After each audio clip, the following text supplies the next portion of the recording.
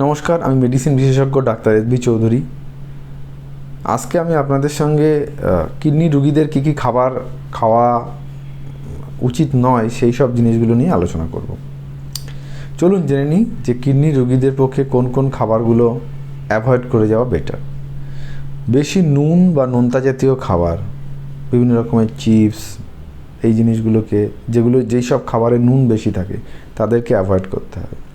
Kidney রোগীদের কিন্তু protein জাতীয় খাবারের পরিমাণ কমাতে হবে, নিয়ন্ত্রণের মধ্যে রাখতে হবে। অতিরিক্ত প্রোটিন জাতীয় খাবার কিন্তু খাওয়াটা তাদের জন্য একদমই ঠিক নয়।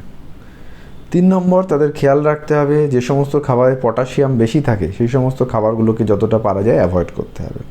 যেমন পাকা কলা, তারপরে আপনার লেবু এবং বিভিন্ন রকমের যে ফলগুলো থেকে বেশি পরিমাণ পটাশিয়াম থাকতে পারে, ড্রাই ফ্রুট, এগুলোকে আপনাদেরকে অ্যাভয়েড করতে হবে। যেসব খাবারে ফসফরাস জাতীয় জিনিস বেশি থাকে, যেমন দুধ এবং দুগ্ধজাত জিনিসপত্র, সেই সমস্ত খাবারগুলোকে কিন্তু আপনাদেরকে এড়িয়ে চলতে হবে।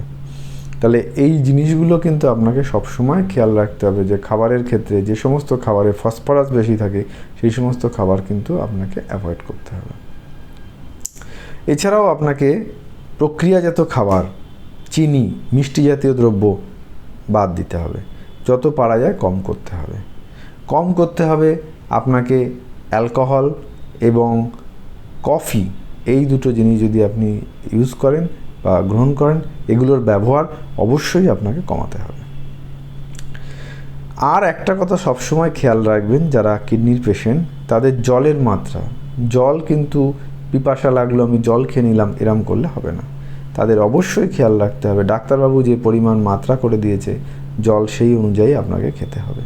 তার থেকে অত্যাধিক যদি জল আপনি পান করেন তাহলে কিন্তু আপনার যেটা হবে, শরীরে জলটা জমে যাবে, আপনার পা ফুলে যেতে পারে, আপনার বুকে জল জমে যেতে পারে, শ্বাসকষ্ট শুরু হতে পারে। তো এই জিনিসগুলো আপনাকে খেয়াল রাখতে হবে।